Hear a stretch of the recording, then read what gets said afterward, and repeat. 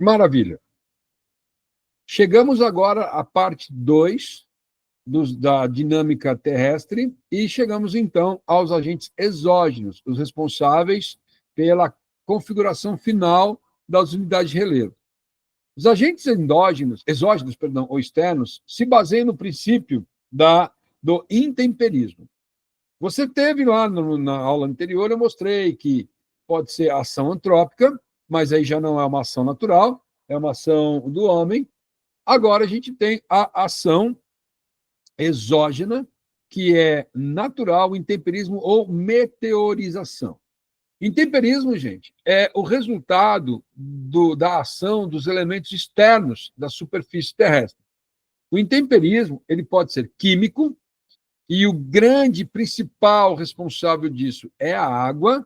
Existem muitos exercícios na nossa lista aí que cita o intemperismo e a importância do intemperismo sobre a questão da água, tá? Então, tem que ter água para fazer as reações químicas existentes, tá? Então, vamos lá aqui, ó. Existentes na desintegração das ligações dos minerais nas rochas, por exemplo. Então, o químico é água. Mas a própria água também pode ser química, pode ser física. Água mole e pedra dura. Então, o intemperismo físico é ação mecânica. Aqui, no caso, na minha tela, está citando a desintegração. Em uma aula, o cachorro começou a latir aqui, né? Então, a desintegração de rochas pelo impacto da água. Água mole, pedra dura, tanto bate até que fura, tá? Então, físico é ação mecânica. E temos também a ação biológica, ou o intemperismo biológico, que é provocado por seres vivos. Que seres vivos? Plantas, por exemplo. Vou dar um exemplo bem simples para vocês, mas vocês vão entender esse meu exemplo. Algumas calçadas aqui, né, na cidade, e se eu estivesse falando em Minas Gerais não se fala calçada, se fala passeio, né? Então tem uma expressão que o cara bebeu tanto que dormiu no passeio. Quem não é de Minas, acha que ele dormiu na van, né? Mas em Minas Gerais significa dormiu no passeio, dormiu na calçada, tá bom? Então, se você é de Minas, no passeio, se você é aqui do Mato Grosso do Sul, do Sudeste, calçada. Ok. Então, eu planto árvores nas calçadas e as árvores nas calçadas, elas têm suas raízes que começam a crescer. E essa raiz crescendo, o que ela faz? Ela estoura a calçada. Sabe o que é isso? Intemperismo biológico. Alteração do ambiente provocado por elementos naturais. Fungos também fazem isso e tudo mais. Nessa tela, então, de forma bem didática, nós temos à sua esquerda a chuva caindo, a água infiltrando na rocha, desintegrando as ligações entre os minerais, e aí você tem, então, o intemperismo químico. Na sua direita, o intemperismo físico, a variação de temperatura. Rochas que dilatam com calor, contraem com frio, e esse dilata e contrai acaba fragmentando, trincando. E embaixo, aquele exemplo que eu dei para vocês. As raízes, as árvores, tá? Vão provocando essa questão relacionada ao intemperismo biológico. Lembrando, todos eles acontecem simultaneamente. Só dividimos aqui a título de integração. Então, vamos passear um pouquinho, né? Ver algumas imagens interessantes que retratam o que eu estou falando para vocês. Essa linda paisagem é o famoso Grand Canyon, tá? Do Rio Colorado. Esse rio foi ele o responsável por rasgar, formar essa linda paisagem, tá bom? Então, o ato de destruição se chama erosão. Então, o rio provocou uma erosão que escavou esses vales. Nome desses vales rochosos: Canyon. Canyon é o nome. Perdão. Canyon é a garganta. Aí, ó, só porque eu tossi, né? Canyon é a garganta, tá? Construída pela ação erosiva. A ação erosiva se chama ação fluvial. Tem aqui no Brasil também, tá? Tem os cânions do São Francisco, lá em Sergipe. Então, Grand Canyon é porque essa imagem ela mostra a grande dimensão. Aqui nós temos dois elementos importantes. A ação do intemperismo eólico, do vento. À sua esquerda é um símbolo do Parque Estadual de Vila Velha, no Paraná. Tá? É na cidade de Ponta Grossa. Se chama Vila Velha, o Parque Estadual, fica em Ponta Grossa, e aí nós temos uma escultura feita pelo vento. O vento ele foi esculpindo as laterais, formando essa taça. Esse é o grande símbolo desse lindo parque que tem lá em Ponta Grossa. Então, é o vento fazendo a erosão. Mas, do mesmo lado, esse vento ele desloca areia para cá e para lá. A imagem das dunas do Rio Grande do Norte, das dunas do Jalapão, perto de Tocantins. E Duna ficou muito famoso, né, em função do título do maravilhoso filme, parte 1, parte 2, aquelas dunas de areia. Daí o nome Duna, tá bom? Então, é o mesmo vento que destrói e forma essa escultura na sua esquerda, é o vento que também transporta, sedimenta a areia, ok? Daqui a pouco eu volto nisso aí. Fiordes, está vendo aqui? Ó, escrevi fiordes ou fjordes. Bom, eu falo fiordes.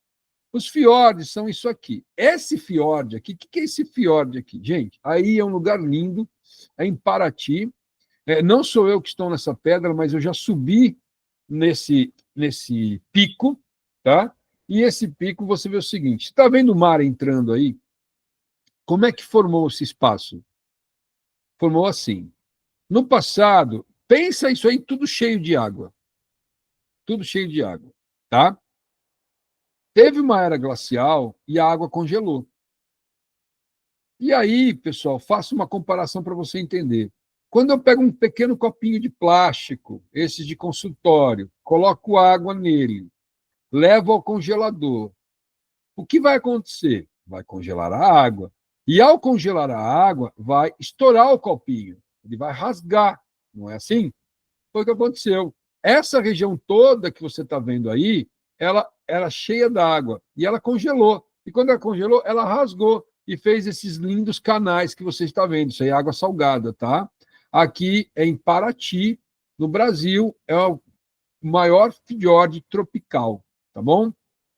Porém, pessoal, os fiordes são famosos na Noruega, tá? Presta atenção que cai muito no vestibular a citação dos fiordes, que são os vales construídos pelo processo de geleiras que foram rasgando, abrindo esses vales.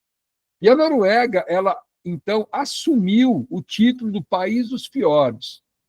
Do mesmo jeito que gente do mundo inteiro vem ao Mato Grosso do Sul conhecer o Pantanal, a Manaus conhecer a floresta amazônica, né? A subir a Bolívia na Cordilheira dos Andes, conhecer o deserto de sal, por exemplo. A Noruega, então, é o país dos fiordes, e aqui você vai ver, vai ter uma música, mas ela não vai sair direitinho, mas não tem problema. As imagens vão mostrar a propaganda da Noruega sobre os fiordes. Olha só. Tá? Você está vendo esses vales lindíssimos, todos eles foram rasgados pelo gelo e provocando, então, espaços onde cidades cresceram. Olha que lindo a cachoeira caindo nesses braços aí. A Noruega é um país lindíssimo, ela assumiu a sua beleza construída pelos fiordes e transformou isso em uma propaganda. Você tem que vir aqui para acreditar nisso, tá vendo? E tão bonito que é, né? Os fiordes da Noruega são produto de atração turística. Maravilha, vimos os fiordes, que é a ação. Aqui nós temos também uma erosão. Veja, eu vou falar muito do intemperismo, e agora aqui, queria que vocês prestassem atenção um pouquinho. Por quê? Você está vendo aqui à sua esquerda, né, onde está esse garotinho aqui. Aqui atrás você tem um paredão. Qual é o nome do paredão? É uma escarpa nesse paredão. O paredão é uma escarpa. Só que esse paredão aqui foi escavado pelo mar. O mar vinha e escavava. Igual aqui, né, em Torres, no Rio Grande do Sul. Esse onde está esse garotinho é Cascais, em Portugal. E aqui à direita, Torres, no Rio Grande do Sul. Foi o mar que... Perdão. O mar que rasgou, escavou esse litoral, tá? E assim, eu vou fazer uma pergunta para você. O mar foi e pegou um pedacinho da pedra, né? Está aqui na minha mão, vocês estão vendo aqui. Onde eu vou colocar isso? Eu vou colocar, sabe onde? Aqui, ó, no canto esquerdo da sua tela, na praia. A areia da praia depositada se chama restinga. A areia de uma restinga é resultante da sedimentação de partículas que a erosão, a abrasão do mar fez. Atenção para o que eu vou dizer. Lá no início da aula, eu mostrei para vocês uma chapada que fica no interior. Repare que na minha falésia aqui, o Nordeste, viu, gente? Quem já foi, o litoral nordestino é cheio de falésias, são lindíssimos. Você vai na Bahia, bora lá, meu rei, né? Conhecer as falésias daqui da região de Prados, tá? São lindíssimos. Esses paredões, né? Eles, então, são chamados de falésia. E veja que a superfície é plana, igual uma chapada. Só que na praia não se chama chapada, se chama tabuleiro, tá bom? Tabuleiro tem um formato como se fosse uma mesa, né? Um platô. Então, a falésia ela é diferente da chapada. O tabuleiro é diferente da chapada, porque o tabuleiro é no mar, a falésia é no mar, e a chapada é no interior. É essa a diferença, tá? É essa a diferença. Então, vamos praticar. Vamos praticar, pessoal. Vamos praticar. Nós chegamos, então, numa questão da UERJ, onde essa questão diz assim: os agentes erosivos, agora vamos praticar bastante exercício, tá, pessoal? Os agentes erosivos estão entre os grandes responsáveis pela variedade de forma de modelado terrestre. Nas imagens, exibe-se dois exemplos dessa ação. À sua esquerda são as falésias, porque são no mar, a superfície chama tabuleiro, as paredes são as falésias, e à direita você vê uma linda cachoeira, uma linda cascata, né? Cascata é mais romântico, né? Uma linda queda d'água. A ponte, o principal agente erosivo responsável pelo desgaste verificado nos espaços retratados em cada uma das imagens. Apresente ainda, para cada agente, um exemplo de forma de relevo produzida. Então, vamos lá. Ok, dá aqui na tela. Pessoal, como eu disse a vocês, a sua esquerda é uma falésia, e a falésia é produzida pela ação erosiva do mar, a abrasão. O mar vai raspando, né? Vai raspando assim. Então, a sua esquerda é uma falésia, cujo agente erosivo responsável é desgaste pela abrasão marinha, abrasão do mar. Ou seja, ação mecânica das ondas do mar solapando, escavando a base da rocha. Beleza? Aí é o mar fazendo isso. À direita, nós temos o quê? É uma queda d'água, cujo agente responsável é a erosão do rio. Pessoal, até eu estou aqui me lembrando de uma questão da Unicamp agora, do último vestibular. Ó, olha aqui a minha mão. Imagina que em cima da minha mão está passando uma água. De repente, minha mão esquerda faz assim, ó, pá, cai. Opa, bati aqui no microfone. Tá? Pá, cai, bate aqui. Por que que ele caiu? Porque o meu braço esquerdo, minha mão esquerda, é menos resistente do que o lado direito. Então, o rio vai passando aqui em cima, vai exercendo um desgaste que, de uma hora para outra, em termos geológicos, cai. E, ao cair, forma queda d'água. Então, o rio ele vai ser responsável pela formação. Você imagina, então, aqui, ó, não sei se você consegue ver com o mousezinho aqui, ó, minha setinha, tá? Essa água veio, e aqui, onde tem a queda d'água, é o ponto frágil que provocou isso. Então, quando você for numa cachoeira, a parte de cima é mais resistente que a parte de baixo. E a parte de baixo, então, ela afundou com o peso, com a ação da água. Sempre assim, tá? Esse é o processo que forma uma cachoeira. Mas aí, o que acontece? Tá? O que acontece? Na sua esquerda, lembra que eu falei para vocês? A água vem, tira um pedacinho da rocha e leva para onde? Para a praia. Então, A ação erosiva do mar é responsável para levar o material para a praia. Então, a erosão da encosta leva à sedimentação da praia. Repare que a maioria das praias você vê um costão rochoso em volta, outras muito distante, mas isso mostra que aquela areia é resultante da deposição do processo de sedimentação da água do mar. Então, a pergunta é, o que resulta da ação erosiva das falésias? Resulta a formação das praias. E de um rio, o que acontece? Aquela queda d'água, ela vai arrastando materiais e esses materiais vão se depositar na foz do rio. Formam ilhas, formam deltas. São as características que a gente vai ver sobre, né, os sedimentos de um rio. Então, a água do mar formou a praia, a água do rio formaram as ilhas fluviais, formaram os deltas, essa imagem que você está vendo aí na tela à direita. Conseguiu entender a lógica? Pegou a conexão? Aí a Unicamp, aquela foi da UERJ, agora da Unicamp. Para compreender as características geomorfológicas de um terreno, é necessário entender a influência dos agentes internos, os endógenos, que definem a estrutura, geram forma do relevo, e os exógenos, que modelam. Então, o exógeno é um agente modelador. O modelamento das feições do relevo, tá? Esse modelamento pelos processos do intemperismo físico e químico. Muito bem. Aponte a ação de 4 fenômenos naturais responsáveis pela alteração do relevo de determinada área. Eu quero 2 que correspondem a agentes internos e 2 que correspondem a agentes externos. Então, vamos lá, moçada, vamos praticar. Dos agentes internos, vulcanismo e tectonismo. Correto? Pode ser o abalo sísmico? Também, mas pediu 2. Maravilha. Tá? Então, vamos lá?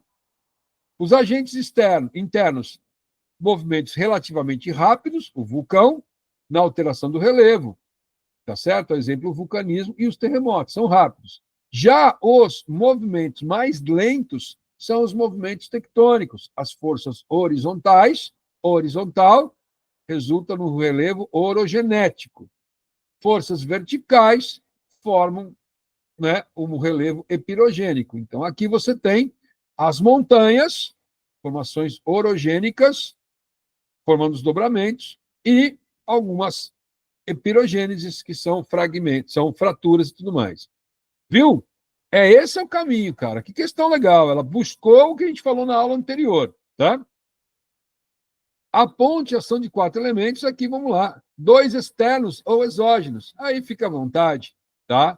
Do intemperismo, nós temos a erosão provocada pelo rio, a chamada erosão fluvial, tá? Agora eu escrevi aqui, desculpa, erosão pluvial, o impacto da água da chuva, da superfície da chuva. E a erosão eólica, a erosão do vento. O intemperismo, 2 agentes aí, a chuva e o vento. Fácil, né? Não é difícil, não. Mas a letra B pergunta assim, explique se é um processo intemperismo físico e químico. Olha que legal. Pessoal, o intemperismo físico é o impacto mecânico. Dilatação e contração em função do calor, tá? Pode ser também o congelamento da água, que a gente já aprendeu agora. A água congela e fragmenta, racha tudo. Pode ser o impacto das ondas do mar. Então, nesse caso aqui, eu coloquei para vocês a variação de temperatura, que é muito típico de áreas secas. Como não tem água, é a variação de temperatura que provoca isso aí, beleza? Maravilha. Agora, você tem exemplos interessantes físicos aqui. Olha que legal. Termoclastia, que é a fragmentação pelo calor. Então, dilata, contrai, você vê a rocha fragmentada. Crioclastia, crio é frio. Então, você tem a água, olha a história do copinho que eu falei. A água no meio da fenda, a água congela, e aí o congelar faz com que a rocha quebre. Tá bom? Então, eu tenho uma imagem da crioplastia aí na sua direita. Maravilha? Tudo isso é intemperismo físico. Olha a ação do vento, a abrasão eólica. Agora você entendeu como que foi formado a taça de Vila Velha, de Ponta Grossa, o vento foi escavando a base, tá vendo? Ó? Na letra A, o vento começou a escavar, a letra B começou a ficar mais fino, na letra C, tem essa formação na Austrália, que você está vendo à sua esquerda, e tem a formação em Vila Velha à sua direita, tá bom? Ação mecânica, intemperismo físico, de resultante da ação do vento. E o terceiro aqui é o intemperismo químico. O que é o intemperismo químico? É quando as estruturas químicas da rocha e tudo mais são... Bacana a motoca aqui. Tá? São resultantes que vão alterar, desintegrar a rocha. No meu esqueminha aqui ao lado, primeira coisa, os climas tropicais têm muito intemperismo químico, porque os climas tropicais equatoriais são muito chuvosos, então a presença de água é expressiva. Presença de água, intemperismo químico, ok? E aqui nós temos um exemplo da água, né, reagindo, formando, né, elementos à base de silício, à base de carbonato de cálcio, óxido férrico, tudo isso, ok? E aí que vai o detalhe. Olha só, Léo, vou falar o seu nome que você me perguntou. O que é um relevo kárstico, daquela questão que nós conversamos, que você teve dúvida? O relevo kárstico é um relevo formado de calcário. Então, o calcário ele é muito poroso. Como nós vamos falar por bonito, né? Bonito é assim. A chuva aqui em cima cai, ela infiltra no solo, reage a água com o cálcio, gerando carbonato de cálcio, que vai se sedimentar, formando a chamada estalactite, que você vê aí no seu lado direito, na gruta azul de Bonito, essas lanças que vêm do teto são acumulações de carbonato de cálcio. Estalactite, teto. Estalagmite é quando esse acúmulo acontece na parte do chão, tá bom? Tá? Então, nos relevos calcários, porque o calcário é muito poroso, a entrada da água nos dá esses espetáculos que você tem aqui. Vamos detalhar numa questão da FUVEST 2019, de uma tragédia que aconteceu na Tailândia. Creio que vocês devem lembrar de um grupo de jogadores sub-13 que estavam na Tailândia e o seu técnico falou assim, vamos dar um rolê e conhecer umas cavernas aqui da Tailândia. E os meninos entraram. Acontece que a chuva foi muito forte, região calcária, a água infiltra e aí inundou. E esses meninos ficaram, teve um salvamento espetacular. Tá? Teve lugar que a água tinha 5 metros de profundidade dentro da caverna. E aí, esse caso, a FUVEST, então, ela trouxe muito bom para a gente entender. Vamos lá? Em 2018, 12 crianças de um time de futebol e seu treinador ficaram presos na caverna de Tan Luang, no extremo norte da Tailândia, por mais de 2 semanas. A operação de resgate contou com equipes de assistência técnica de vários países, sensibilizando a população mundial. No esquema a seguir, tá? Pode-se observar a localização e o perfil da caverna, e no gráfico a pluviosidade média. Vimos a caverna, aqui à sua direita no gráfico, você está vendo que as chuvas na Tailândia, elas são muito intensas. Que época do ano? No meio do ano. Porque no meio do ano é verão na Tailândia, e a Tailândia faz parte do sudeste da Ásia, e o sudeste da Ásia tem um clima tropical de monções. É um período muito chuvoso. Você vê aí, né? Junho, julho, agosto, setembro, como chove muito nessa região. Vamos responder as perguntas. Primeira pergunta: qual a rocha mais comum na formação da caverna? Bom, gente, a rocha mais comum é o calcário. Essa região é uma região... Mas por que você fala isso? Porque a água teve muita facilidade de infiltração. O calcário é uma rocha muito porosa, é uma rocha sedimentar. B, indique e explique o processo que ocorre a formação de caverna. Gente, a caverna é resultante do intemperismo da água. A água vai escavando o interior da rocha. Se é o calcário, é mais fácil ainda. Então, como diz o texto, com a intensa infiltração de água, o calcário torna-se muito vulnerável ao intemperismo químico. Assim acontece a dissolução do carbonato de cálcio. As áreas com concentração de calcário são caracterizadas pela geologia de um relevo kárstico. Gravou? Anotou? Kárstico e calcário é a mesma coisa, tá bom? São exemplos na caverna os espelhotemas. O que é um espelhotema? Espelhotemas são essas belezas que a gente vê. Existe uma área da ciência da geologia que chama espeleologia. A espeleologia é a ciência que estuda as cavernas. Então, os espelhotemas, temas dentro das cavernas, que são as estalactites, as estalagmites, as colunas, as dolinas, as uvalas. Então, vamos ver um pouquinho disso aí? Aí, ó, olha os espelhotemas principais. À sua esquerda, tem a estalactite, que vem do teto. Se você não conheceu ainda, tiver a oportunidade, visite. Visite a Caverna do Diabo em Eldorado, em São Paulo. Visite a Gruta de Maquiné, que fica em Minas Gerais. Visite a Gruta Azul, tá? De Bonito. Você vai ver todas essas imagens lindíssimas que demoram 100 anos para formar 1 milímetro, só para você ter uma noção, tá? Então, a estalactite, que vem do teto, e no meio a estalagmite, que se acumulou embaixo, e quando uma junta com a outra, aqui, ó, quando uma junta com a outra, forma uma coluna. Essa coluna, ela está na Gruta Rei do Mato, em Sete Lagoas, Minas Gerais. Eu já visitei essa região, e essa coluna tem mais de 20 metros. É a segunda maior coluna do mundo, tá? É quando você faz a conta, né? 1 milímetro cada 100 anos, tem 20 metros. Calcula quanto tempo demorou para formar isso aí, tá? Então, é a natureza conversando com a gente, correto? Falei de Minas, onde eu tenho muito carinho, mas hoje eu moro no Mato Grosso do Sul e falo do Buraco das Araras. Buraco das Araras é um grande exemplo de dolina, tá bom? O que significa isso? Bom, se você já fez bolo, vou dar um exemplo, você vai entender. Quando nós colocamos um bolo para cozinhar num forno muito quente, muito quente, acima da temperatura recomendada, quando eu tiro esse bolo, o meio do bolo cai. Ele afunda assim, ó. Tá? Então, o que acontece? A dolina é isso. Esse buraco é um buraco, gente. Se eu passar num drone, eu vejo de cima um buracão. Como é que ele se formou?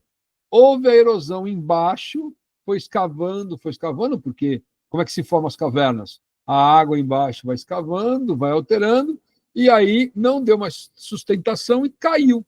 Se eu olho de um drone, você vai vendo assim a superfície e um buraco, que no caso é o buraco das araras. Tá? O nome desse buraco no meio do relevo é dolina. Dolina, que é o nome dessa resultado do desabamento das cavernas. Tá? Então, vamos lá? Fazer essa questão de 2023. O relevo não é estático, mas dinâmico. O modelo da crosta sofre contínua transformação. Esse fluxo pode ser muito lento e quase sempre nossos sentidos são incapazes de captá-lo. As transformações morfológicas são provocadas por 2 tipos de forças: os agentes internos, ou modeladores, e os agentes externos, ou esculpidores. Podemos citar como exemplo de agente externo. Olha que questão fácil. Essa questão é da Escola Superior de Sargento de Minas Gerais, tá? De uma prova militar, e perguntou qual desses aqui é agente externo: intemperismo, tectonismo, abalo sísmico, vulcanismo ou terremoto. De cara, vocês mataram que é a letra A. Mas é para você ver como é que são as questões. Puxa, eu falei tanto, as questões são fáceis, cara, não são difíceis. Olha essa imagem aqui, ó. Também é uma questão. Eu tenho aqui o número 1, alteração da rocha física e quimicamente. Dá para entender? Você consegue ver o que está em cima dessa daí? É uma nuvem de chuva, não é fumaça, não. São chuvas. E as chuvas caem água. E a água mole, pedra dura. E a água infiltra. Então, é físico e químico. 2, carregamento das partículas produzidas pela alteração das rochas. A água vai e vai levando, né, os fragmentos. 3, água, geleiras e vento move as partículas morro abaixo. 4, deposição quando as partículas acumulam, que é o fundo do mar. 5, soterramento à medida que as camadas se acumulam compacto em camadas depositadas, vai formando 6, diagênese, que é a pressão do calor que vai litificar, formar as rochas. Então, aqui eu tenho, né, uma formação muito interessante. Vamos à pergunta. Identifique o processo descrito 1 e 2. Gente, o processo 1 e 2 é isso aqui, ó. Processo 1 é intemperismo. Só que simples. É para atenção. Gostei disso. Gente, é para identificar, não é para explicar. Então, eu identifiquei 1, intemperismo. 2, erosão. Transporte. Beleza? Tá? Ó, 1, alteração de rochas física e quimicamente. Intemperismo físico, intemperismo químico. 2, carregamento. As partículas são arrastadas. Quem arrasta? A erosão que leva. Viu? Não é difícil. Ok, legal. Achei que era mais complicado, né? Questão B. Identifique o tipo de rocha formado pela ilustração. Pessoal, que rocha que vai ser resultante do acúmulo das partículas? Tcharam! Qual que vai ser? No processo 5 ocorre o soterramento de sedimentos, enquanto 6, a diagênese, que é a litificação. Litificação é o nome que se dá à formação de rocha. É rocha sedimentar. Por que é rocha sedimentar? Porque vem do acúmulo de sedimentos. Identifique o tipo. O tipo é rocha sedimentar. Está mais detalhado aí só para explicar. Mas é rocha sedimentar, são sedimentos que foram trazidos pela chuva, trazidos pelo vento, que foram depositados em sedimentário. Nossa, que fácil! Muito bom. Agora, para você ficar feliz, examine a imagem. Também é uma questão. O processo apresentado na imagem é um exemplo de quê? Terraceamento. A gente vai conversar sobre o que é terraceamento, é uma técnica de evitar a erosão. É simples, gente. A água entrou e congelou. O que vai acontecer aí? Vossorocamento. Vossorocamento é formação de buracos, de vossorocas. É erosão. Eu não estou vendo erosão aí, não. Eu estou pedogênese, pedo é solo, origem de solo. Intemperismo físico, crioplastia, é isso aí, a crioplastia, intemperismo físico, nem movimento de massa. Muito legal, muito de boa, tá? Então, moçada, a gente praticou e entendeu os agentes exógenos. Tranquilo?